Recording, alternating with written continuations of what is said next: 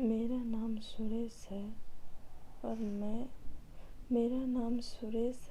मैं एक बड़े शहर में नौकरी करता हूँ।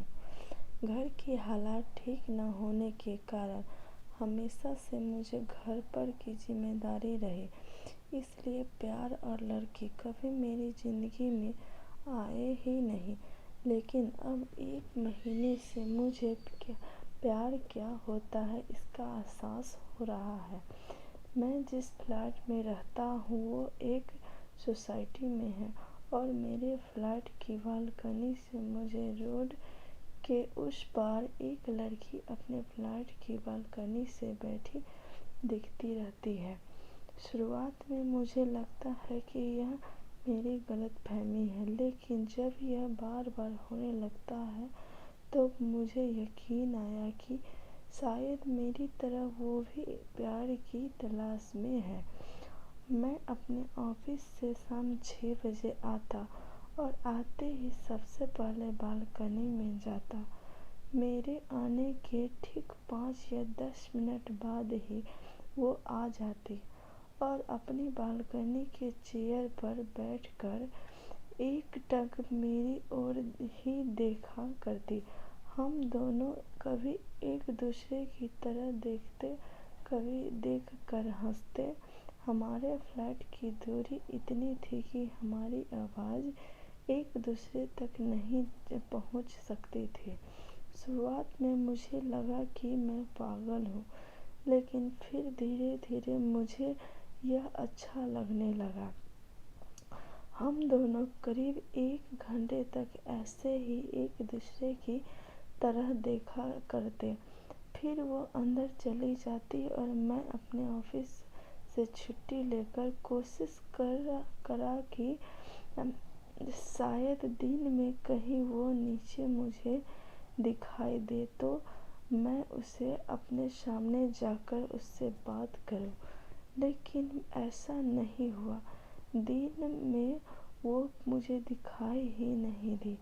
हमारे मिलने की जगह थी बस वो बालकनी और हमारा एक दूसरे को लगातार देखने रहना।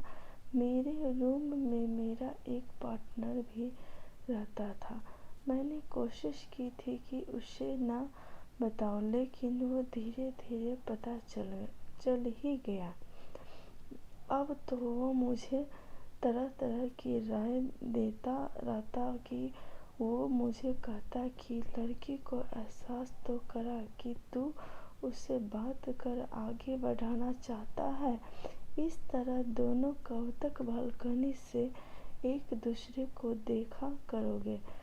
उसने मुझे राय दी कि मैं एक दूरबीन से उसे देखूं तो उसका चेहरा भी साफ दिखाई देगा और उसे भी क्लियर हो जाएगा कि तू उसे पसंद करता है।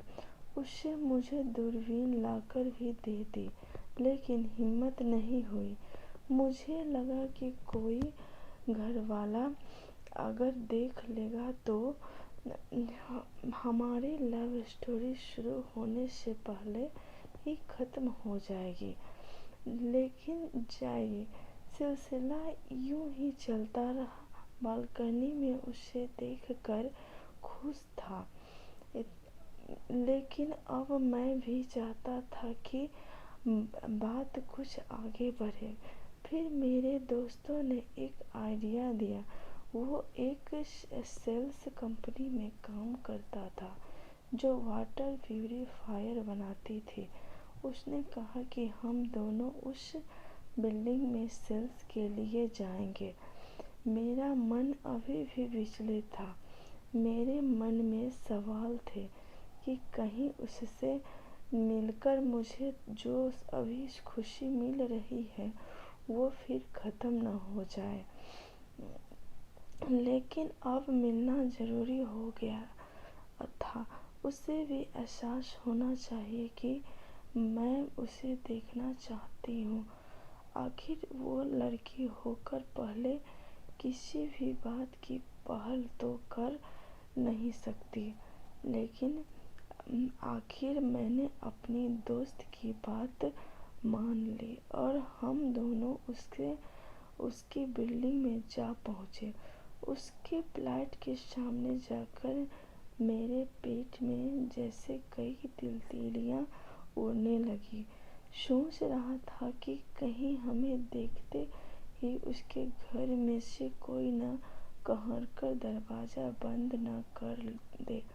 जी चाह रहा था कि वो ही आवाज़ दरवाज़ा खोले। दरवाजे की बेल बजाई। दरवाज़ा कोई अंकल ने खोला था।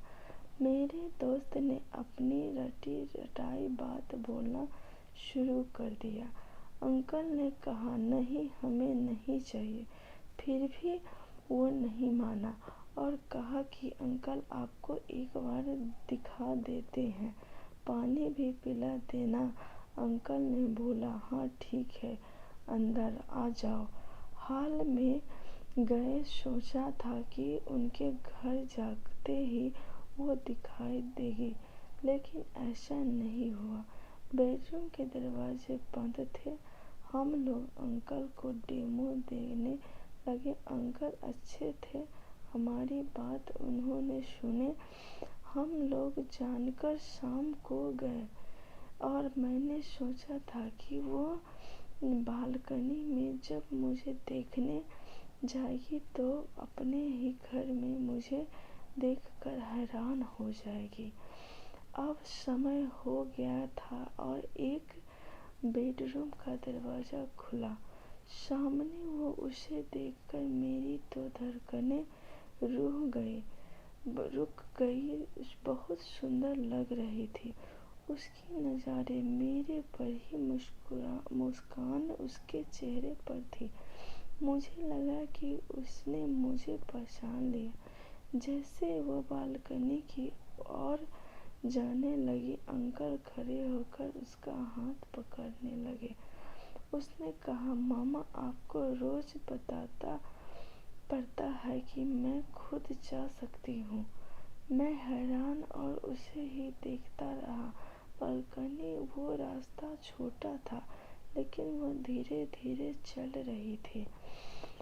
अंकल हमारी ओर देखकर बोले, मेरी भांजी है, यह देख नहीं सकती।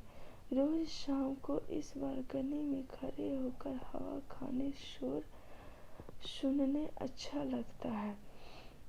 जिद्दी है, हाथ नहीं पकड़ने देती है। कहती है कि आप अंधे हैं क्या जो मेरे हाथ पकड़ रहे हैं। मैं उसी की ओर देख रहा था। वो बालकनी में वैसे ही बैठी थी जैसे उसी तरफ ही देख रही थी। वैसे ही मुस्कुराते हुए हम वहाँ से आ गए। लेकिन हम दोनों को ही यह सुनकर बहुत बुरा लगा कि मुझे लगा कि जिससे प्यार कर बैठा उसने तो मुझे देखा ही नहीं। फिर मैंने सोचा, क्या फर्क पड़ता, मैं अब भी रोज बालकनी में बैठता हूँ और उसी तरह एक टक देखता रहता हूँ। मुझे बस यही चाहिए था। इससे आगे मैं सोच ही नहीं रहा था।